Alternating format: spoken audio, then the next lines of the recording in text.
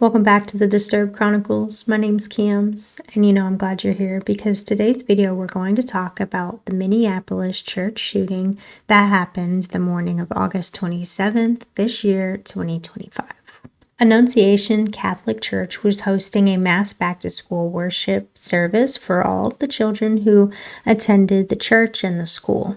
It's reported that over 200 children were attending this service, and this church is on the same campus as the Annunciation Catholic School. It's actually connected to the school, and the children can walk back and forth between the two for any religious events. So all 200 of these children were inside the sanctuary of the church, along with some adults, teachers, and other staff members, of course. Just before 8:30 in the morning, 23-year-old Robin Westman stood outside of the church's stained glass windows, and he began to open fire through them. Robin was dressed in all black tactical gear, and he was armed with at least 3 guns. And he did have other weapons on him with a lot of ammo that he didn't use, but Robin fired over 100 shots into this church building.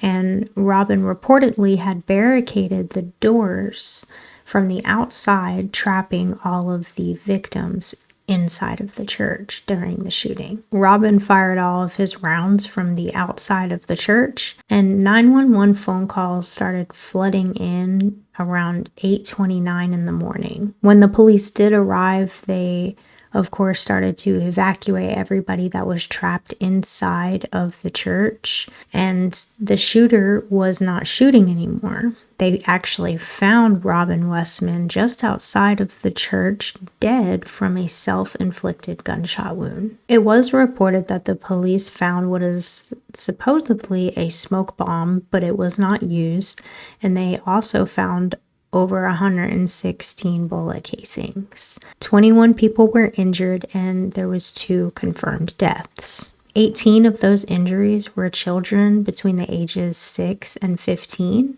and 3 elderly adults were also injured, and 2 of them were in their 80s. 1 child remains in critical condition, 12-year-old Sophia Forchas, who was shot during the attack and was rushed to the hospital. The same hospital Sophia's mother works at, and her mother rushed to work that morning to help aid with the influx of victims being rushed into the Hennepin Hospital. Sophia's mother did not know at the time that her daughter had been critically injured or that Sophia's church was attacked. Reports say part of Sophia's skull was removed in order for her brain to swell safely. She is allegedly still in critical condition, and a bullet is still lodged in her brain. According to a GoFundMe that was made for Sophia, she was in her first week of her 7th grade year, and it's reported that her family raised over $117,000 in just 24 hours of the GoFundMe being made for Sophia. 10-year-old Weston was also a victim of this shooting, and Weston has a bullet fragment also lodged in his carotid artery. His friend Victor supposedly shielded Weston during the attack, and it is likely that this is why he was not injured more than he was. It likely saved his life. I was like 2 seats away from the stained glass windows, so the shots were right next to me, and I just ran under the pew, and then I covered my head. My friend Victor saved me though, because he laid on top of me, but he got hit. The 2 children who died from the attack were 8-year-old Fletcher Merkel and 10-year-old Harper Moski. The parents of Fletcher spoke about this tragedy, and they stated yesterday, "A coward decided to take our 8-year-old son Fletcher away from us. Because of their actions, we will never be allowed to hold him, talk to him, play with him, and watch him grow into the wonderful young man he was on the path to becoming." Fletcher loved his family, friends, fishing, cooking, and any sport that he was allowed to play, he said. "Give your kids an extra hug and kiss today. We love you, Fletcher. You'll always be with us," said Fletcher's father, Jesse.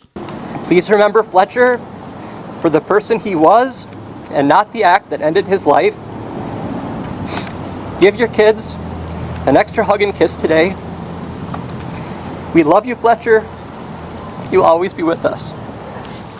Harper's parents remember her as a bright, joyful, and deeply loved 10-year-old whose laughter, kindness, and spirit touched everyone who knew her. The parents of these deceased children are praying that this helps file action against gun violence. Several other children and adults are hospitalized still, and they are expected to make recoveries. Reports say Robin Westman used to be Robert Westman.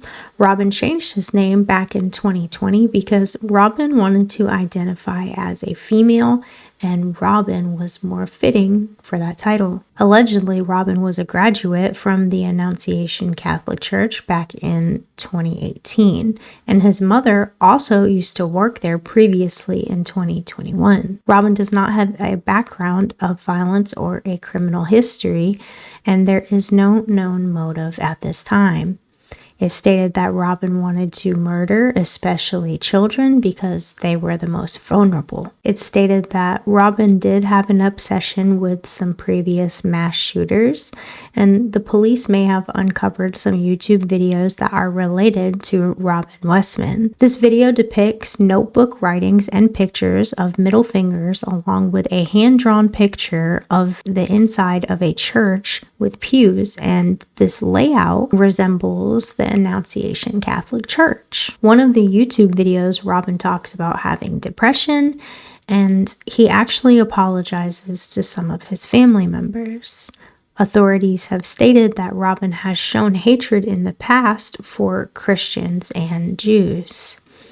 This church has actually been around for a very long time. The Annunciation Catholic Church was built in 1962, making it 63 years old today in 2025, and the stained glass windows that were shot out by Robin were the original windows from the construction back in the 1900s. The police are of course still gathering evidence since this case is fairly new, but Robin Westman took his own life, so some of those questions may never be answered. Minneapolis. And don't just say this is about thoughts and prayers right now. These kids were literally praying.